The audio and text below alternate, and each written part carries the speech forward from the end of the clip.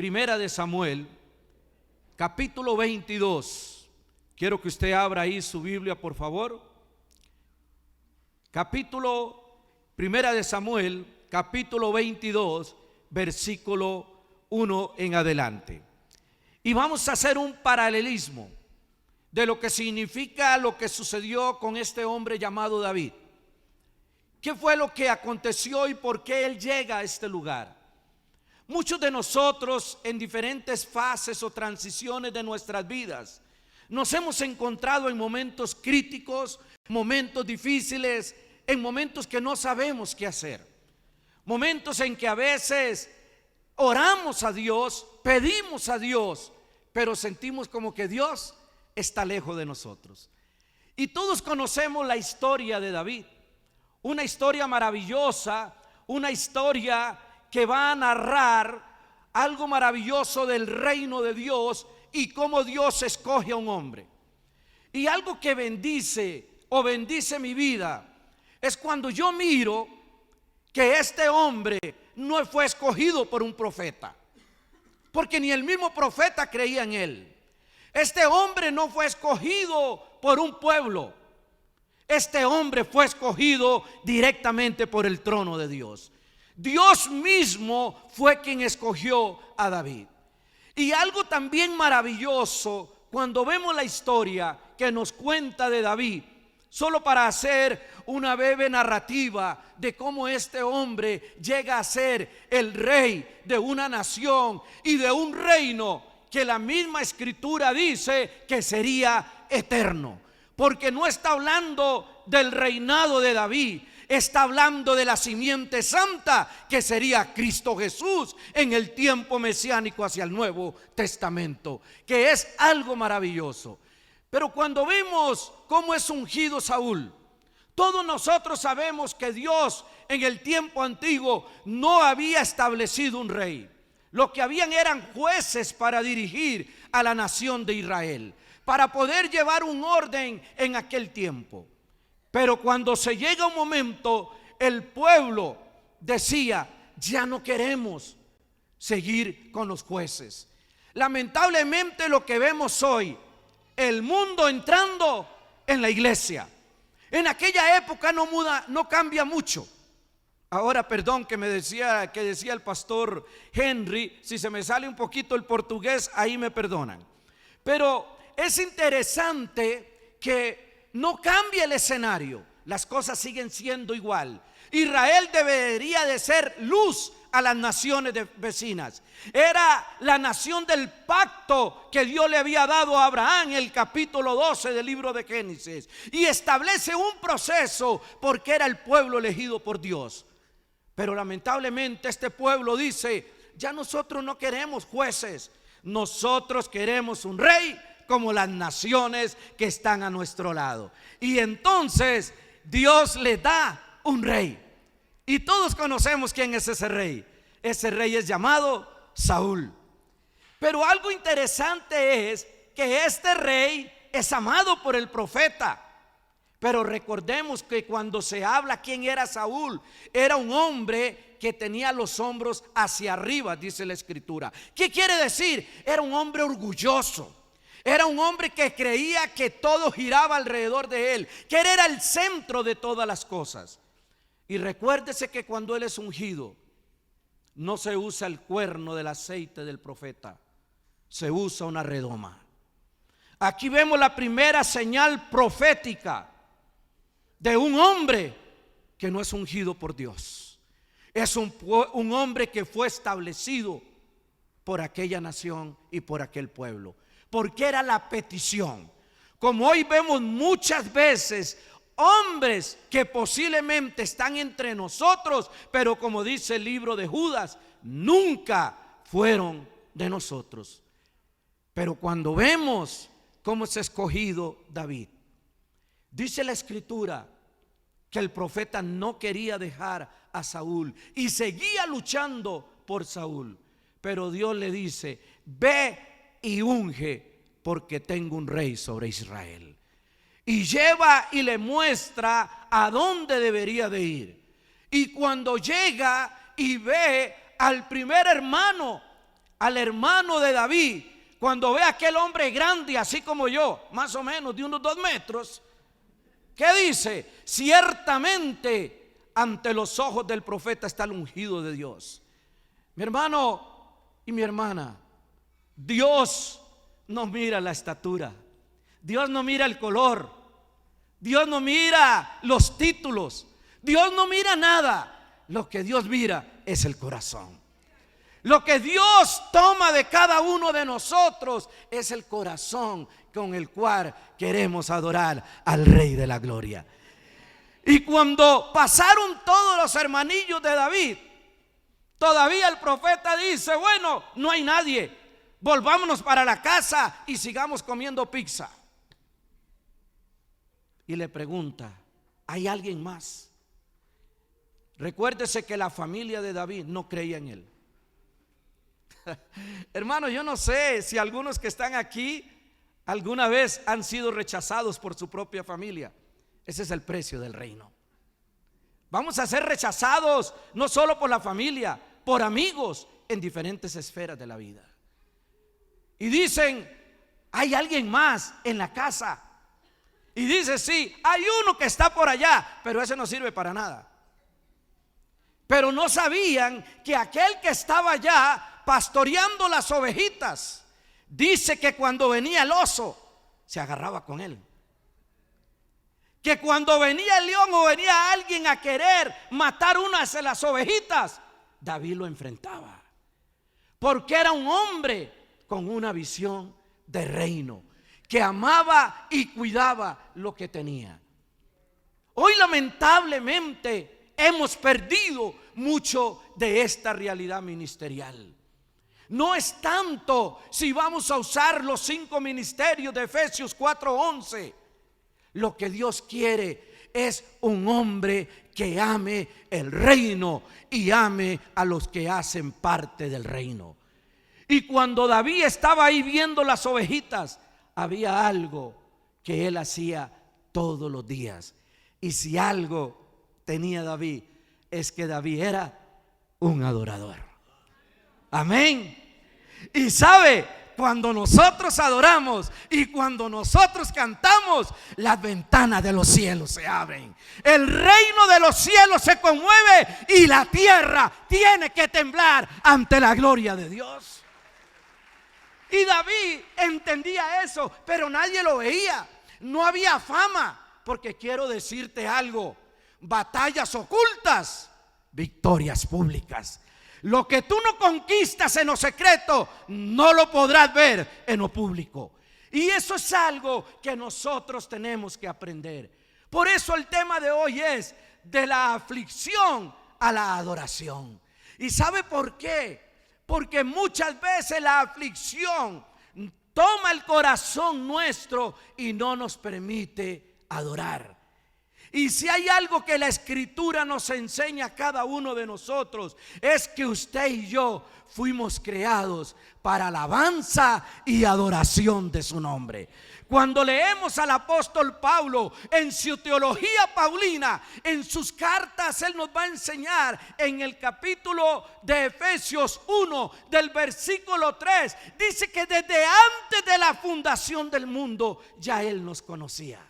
¿Cuántos dan gloria a Dios por eso? Y dice que ya él nos había escogido, ya él sabía que estaríamos aquí. Y Dios no quiere tomar en cuenta tu pecado. Y quiero que me ponga atención en esto, porque uno de los grandes errores que tenemos hoy en día dentro de la iglesia es que nosotros pensamos que por nuestras cualidades somos super ultra santos. Y yo quiero decirte que ni usted ni yo somos santos. Y quiero que me ponga atención en esto. Somos santos porque el que está en nosotros es santo. Y esto es algo que muchas veces no entendemos. Y por eso la Escritura nos va a decir a cada uno de nosotros, dentro de los procesos, Gálatas 2:20, ya no vivo yo, mas vive Cristo en mí. Y lo que ahora vivo, lo vivo en la fe del Hijo de Dios. El centro no soy yo, el centro es Cristo. Y si Cristo es el centro, yo soy santo porque Él es santo. Él es el primogénito y Él es el unigénito. No hay otro como Él. Pero ahora yo estoy tomando la forma de Él, porque estamos siendo transformados. Estamos yendo de gloria en gloria, de poder en poder, hasta llegar a la imagen del verdadero. Y esto es lo que nos va a enseñar la cueva de Adulán. Muchos a veces dicen: qué feo cuando pasó David por ahí. Yo quiero decirte, haciendo un paralelo de una sombra y figura que es el Antiguo Testamento, viendo un antitipo de lo que debería de ser el Nuevo Testamento, dice que David, después de era un desconocido, ni el mismo profeta sabía quién era, pero recuérdese que Dios lo conocía. Este hombre llega y de la noche a la mañana se hace famoso. Todo el mundo termina conociendo quién es aquel chiquillo que estaba ahí. Este hombre después tiene un matrimonio, porque recuérdese que cuál era el premio por matar al gigante. Nada más y nada menos que la chiquilla del rey. Entonces imagínense qué buen precio era, o qué bueno era el premio. Y eso era lo que tenía. Después de tener todo esto y de haber criado una amistad que hasta el día de hoy la Escritura enseña: yo creo en un amigo. No importa que muchos te fallen, pero un amigo es más allegado que un hermano. Y vemos la amistad que va a desarrollar David con Jonatán. Vemos los procesos que se van a dar. Pero en medio de todo esto, este hombre, después de haber sido escogido, de ser ungido, de ser llamado, de ser enviado, había un camino al trono. Y muchas veces ese es el camino que muchos de nosotros no queremos pagar. ¿Cuántos quieren ver la gloria de Dios?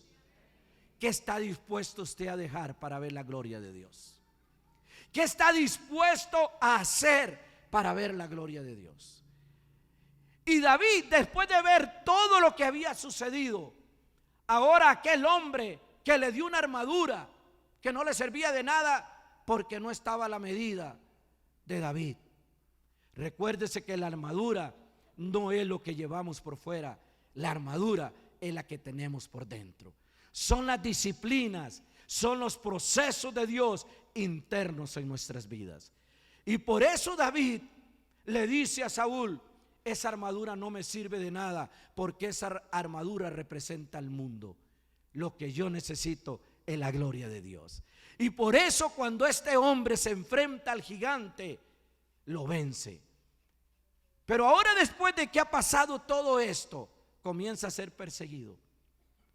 Recuérdese que David llega en el capítulo 22 de Primera de Samuel, huyendo para que no lo maten. Había dejado a su familia prácticamente tirada. Había dejado todo de lado.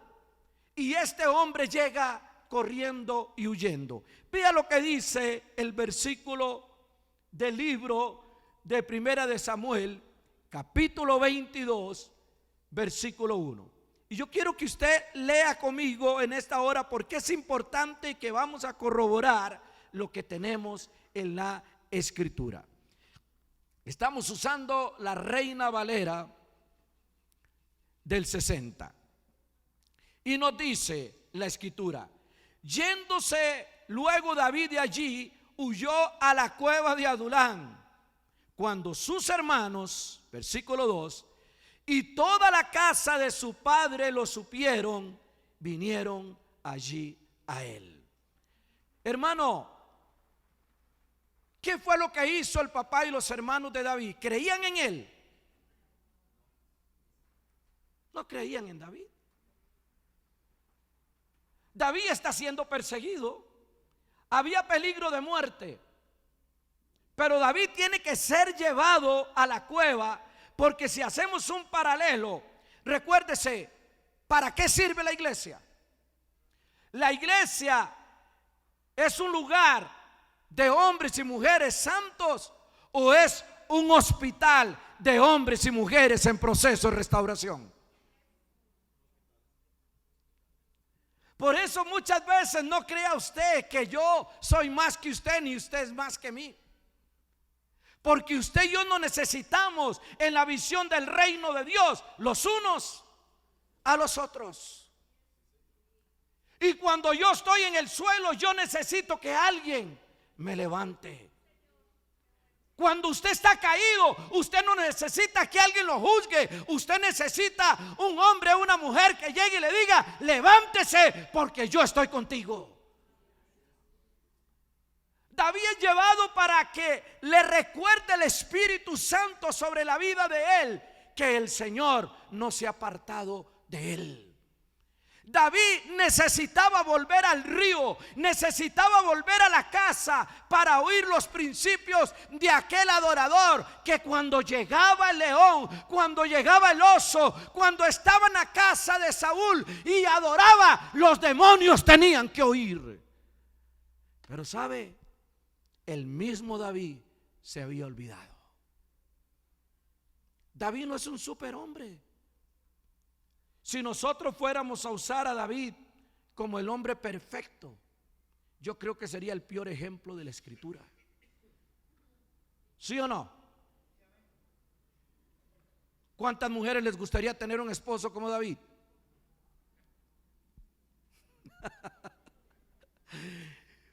Hay muchas cosas. Una familia que cuando vemos la historia de David es horrible. Pero recuérdese que usted no está aquí para enfocarse en su pecado o en el de su hermano. Usted está aquí para cumplir el propósito, el por cual Dios te tiene aquí. Y si usted se enfoca en la gracia y la gloria de Dios, Él irá perfeccionándolo y Él irá quitándole todo aquello que necesita ser quitado. Sabe, yo siempre digo que nosotros somos como un diamante en bruto. Porque usted sabe cómo se pule un diamante. Se mete al fuego para que todas las impurezas puedan salir. Pero no solamente las impurezas, sino que toda aquella parte de los picos que tiene aquel diamante necesitan ser cortados. Lo que pasa es que nos enfocamos muchas veces más en lo bruto que en el diamante. Pero Dios no está enfocado en eso. Dios está enfocado en lo que Él quiere hacer contigo. Por eso era necesario que David fuera llevado ahí. Antes de David poder restaurar a su familia, él necesitaba ser restaurado. Él necesitaba encontrarse con el Dios de la gloria. Él necesitaba una vez más que Dios le recordara quién lo había llamado. No lo había llamado un pueblo, no lo había llamado una organización, no lo había llamado un hombre, lo había llamado el Rey de Reyes y el Señor de los Señores. Cuando David llega a la cueva, David no adoraba. Se le había olvidado lo mejor que él sabía hacer. Pero vea qué tremendo.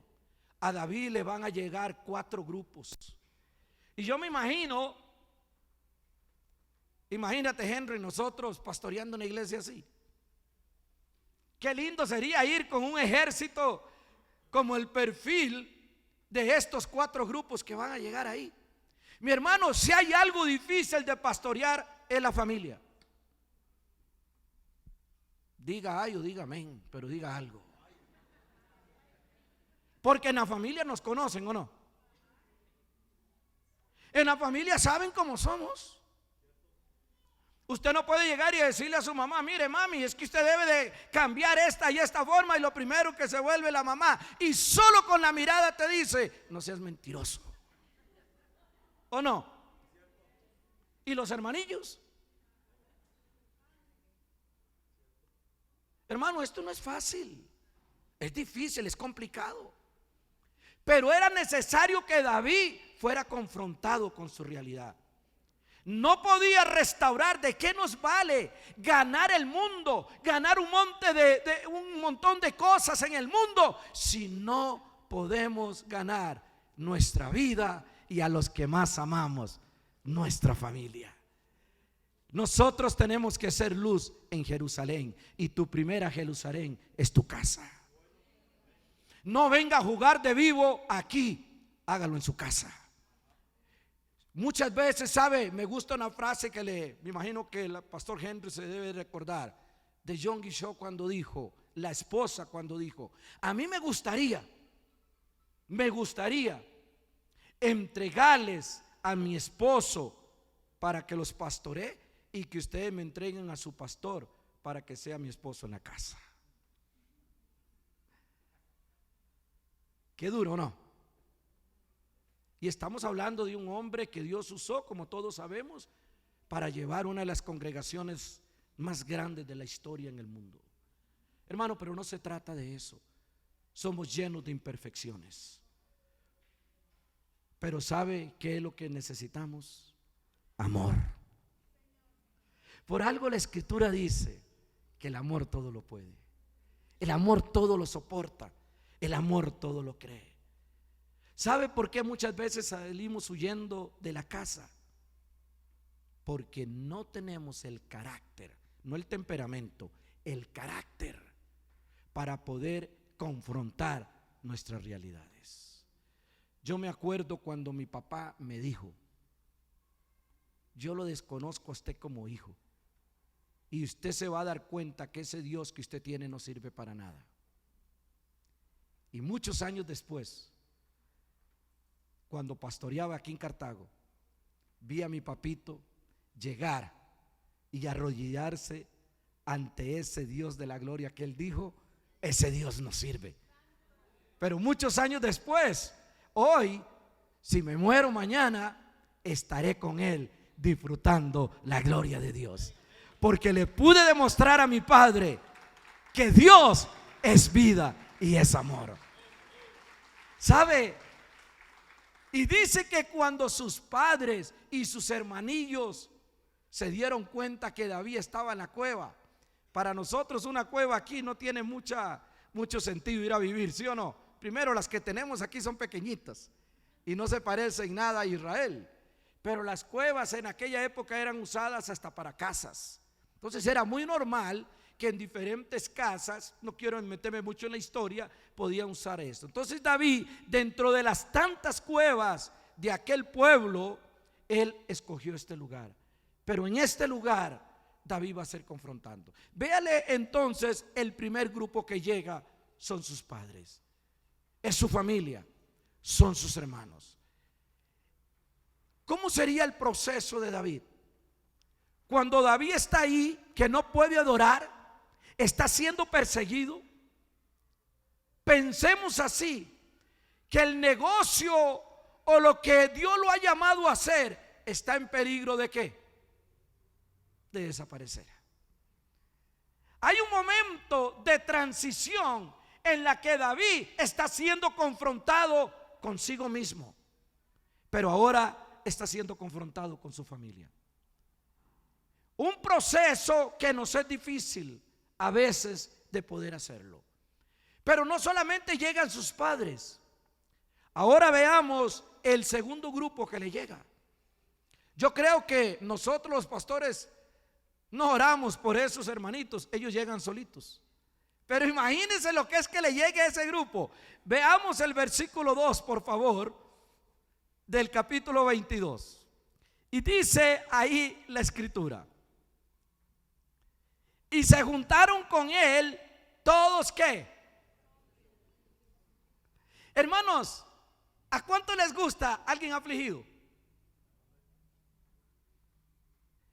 Y la traducción es mucho más fuerte. Si ya nos metiéramos en el hebreo y en otros, no voy a entrar en eso. Estoy siendo muy práctico para que usted pueda comprenderme hacia dónde quiero llegar con esto. Estos hombres no era cualquier tipo de persona. Eran personas que habían tenido y experimentado riquezas, habían experimentado aquel momento de gloria de aquellas naciones, de aquel pueblo llamado Israel. No era cualquier tipo de gente, pero ahora estaban en un proceso de aflicción. ¿Sabe? Si hay algo difícil en la vida de muchos, es cómo manejar el estrés o la ansiedad. Y eso, para nosotros entenderlo, tenemos que ver los juicios de Dios del capítulo 3 de Génesis. La ansiedad, el estrés, no es una enfermedad de hoy, es algo por causa de la caída y el pecado del ser humano. Pero ahora, cuando vemos estas personas que están aquí, no solamente ellos son afligidos. Ahora veamos el tercer grupo. El tercer grupo que llega ahí donde está David, en este versículo, vea lo que dice. Dice: y llegaron los afligidos, y todo con él los que estaban como. Yo sé que eso no pasa aquí en Maná. Aquí no hay deuda, ¿verdad? Mi hermano, hoy en día esa es una realidad. Y son esferas que tienen que ser reconciliadas. Y qué difícil es cuando usted ve un gigante a su frente llamado deuda.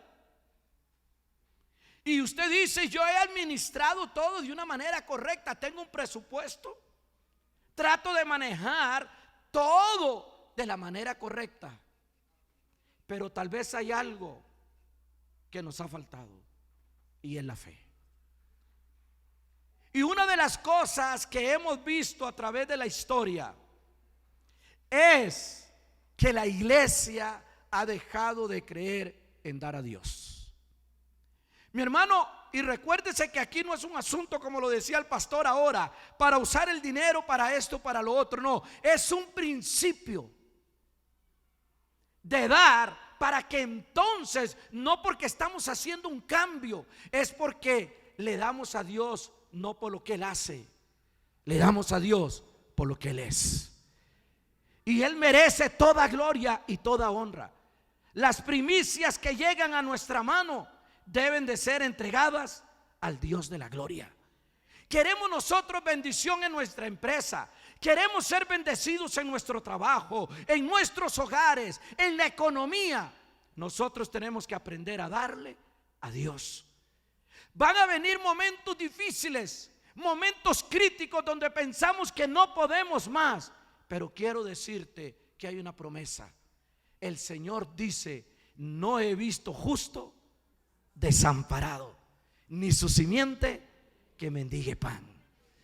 Pero aquí está diciendo: este es el grupo que llega a un lugar llamado iglesia, a una cueva donde había un proceso que tenía que manifestarse la gloria de Dios. Y la gloria de Dios no se manifiesta en cualquier lugar. La gloria de Dios se manifiesta cuando hay hombres y mujeres arrepentidos, cuando hay hombres y mujeres que comienzan a adorar, sin importar lo que esté sucediendo a su alrededor. Comienzan a ver la Shekinah de Dios que llena su casa, su familia, su vida, y comienza a ser transformado. Y esto es maravilloso. Pero no solamente llega este grupo. ¿Qué otro grupo llega? Dice que los que estaban afligidos, los que estaban endeudados y los que estaban ¿cómo? Mi hermano, qué cosa triste es el estar al lado de alguien que es amargado, ¿sí o no? Mire, usted llega todo feliz, se lo encuentra en la calle: mi hermano, qué bueno verte, ¿cómo estás? Más o menos. ¿Y cómo está la familia? Ya, la verdad no sé. Mira, y el negocio, ya, yo creo que dentro de un mes tal vez estoy cerrando. Mi hermano, y es algo que es increíble. Por eso la escritura dice que tenemos que llamar las cosas que no son como si fueran. Porque primero tenemos que tocar el reino de los cielos para que lo invisible sea visible. Pero ¿cómo va a ser que nosotros podamos hacer algo diferente si no comenzamos a llamar las cosas que no son como si fueran? Yo he vivido experiencias en mi vida donde me he quedado prácticamente sin nada, hablando naturalmente, pero me he quedado con lo más lindo: el que tiene a Cristo lo tiene todo.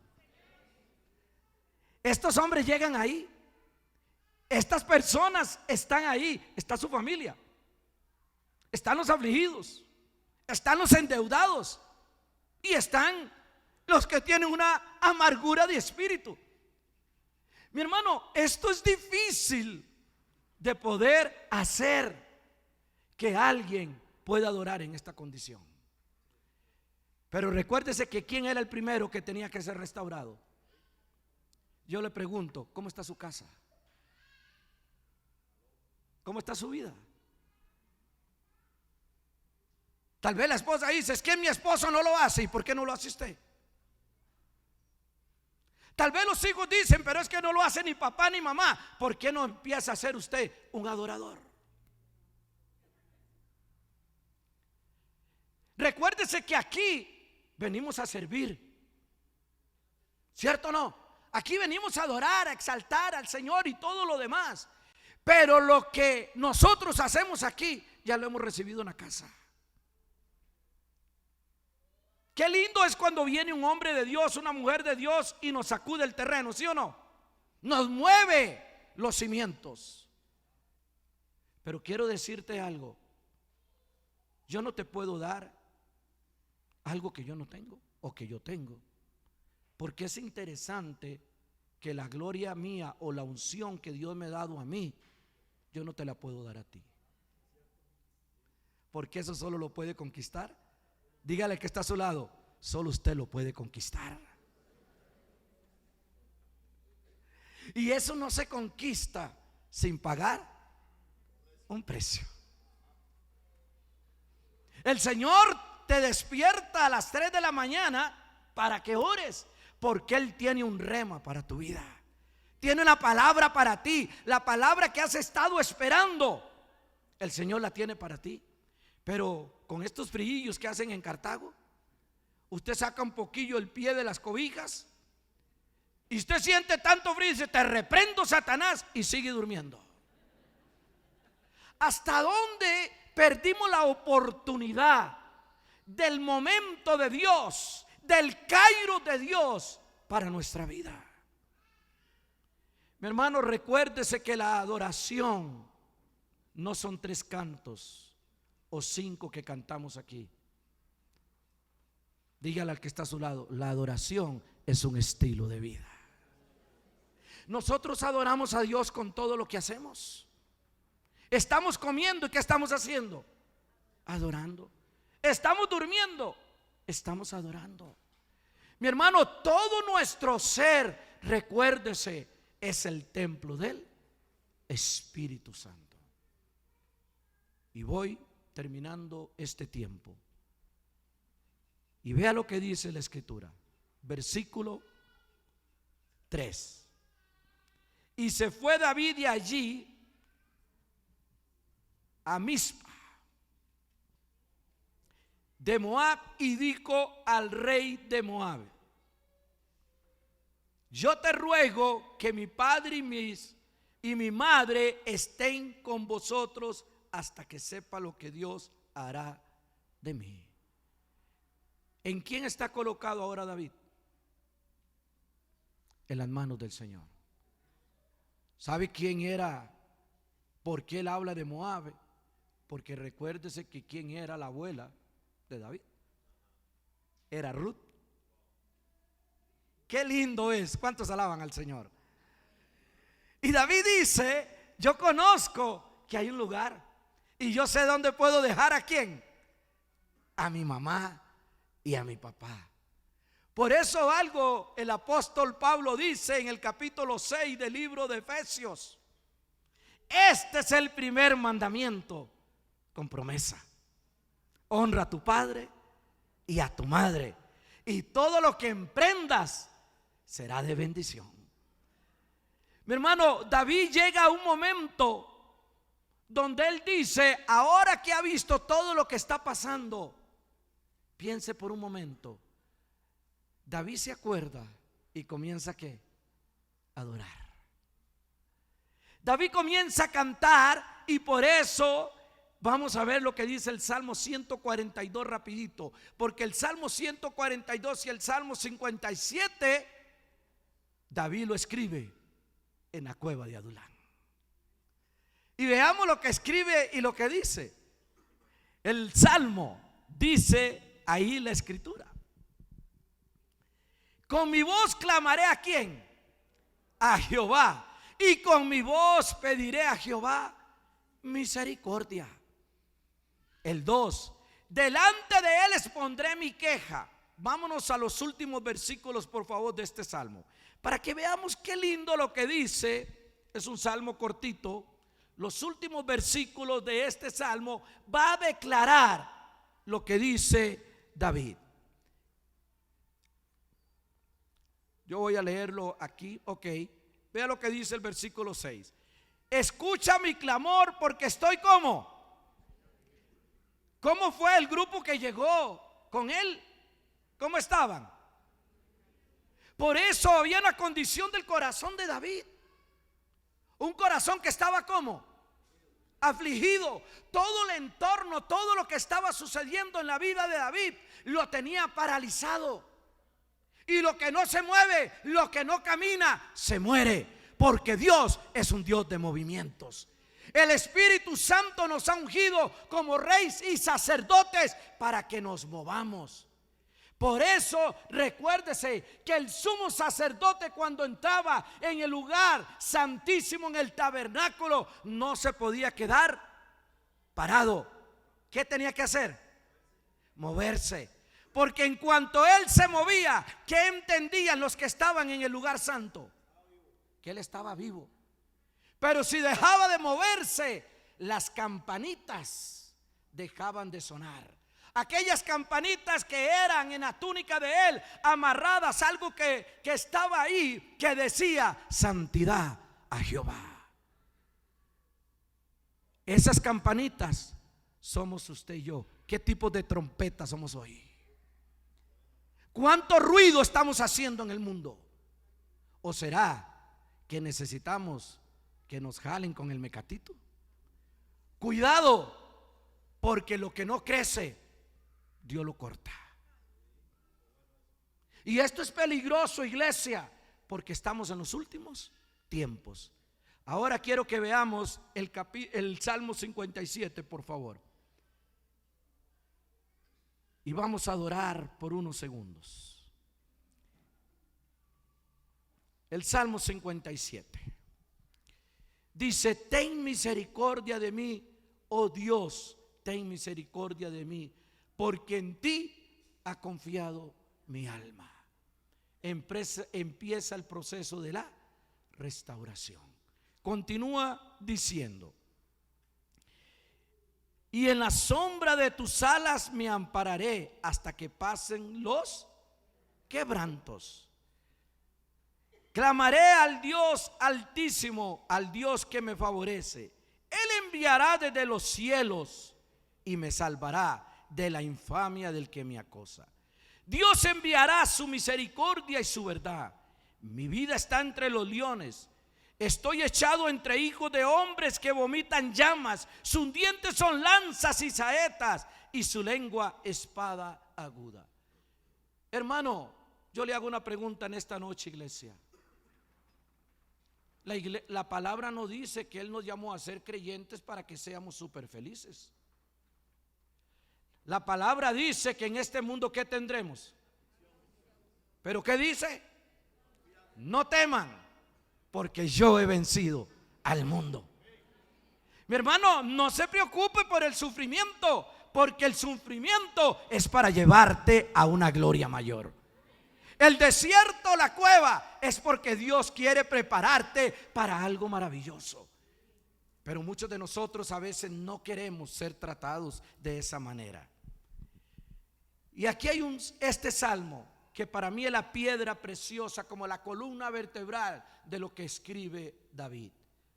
Y dice el versículo 5: exaltado sea Dios sobre los cielos. No sé cuántos han escuchado ese canto. ¿Lo han escuchado alguna vez?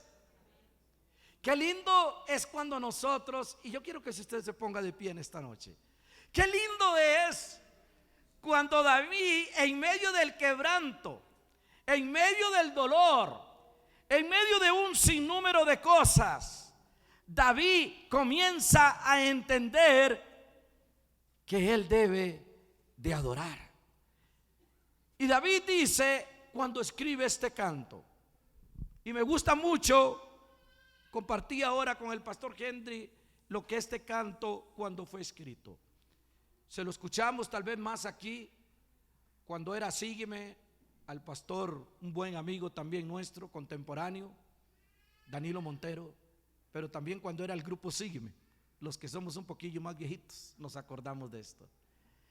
Pero qué lindo cuando él, yo me imagino a David posiblemente sentado o de rodillas, después de ver el escenario de lo que ha acontecido y de lo que ha pasado. Él comienza a ver aquellos 400 hombres y comienza a mirarlos y comienza a caminar entre ellos. Posiblemente la mayoría no lo había escuchado adorar como lo que sucedió ese día. Y él comenzó a cantar y adorar. ¿Y sabe qué fue una de las palabras que usó? Usted puede leer todo el salmo. Él comenzó a dar ¿qué? Gracias. El canto es muy lindo porque dice: yo te doy gracias. Y después él dice: exaltado sea Dios sobre los cielos, y su gloria esté sobre toda la tierra. Mi hermano, cuando la gloria, la Shekinah de Dios comenzó a llenar aquella caverna, aquella cueva, aquel lugar, nadie pudo quedarse de pie. Y aquellos afligidos, aquellos endeudados, aquella amargura de corazón comenzó a caer. Y aquellos hombres por los que nadie daba nada, ahora comienzan también a adorar. Y quiero que adoremos en esta noche.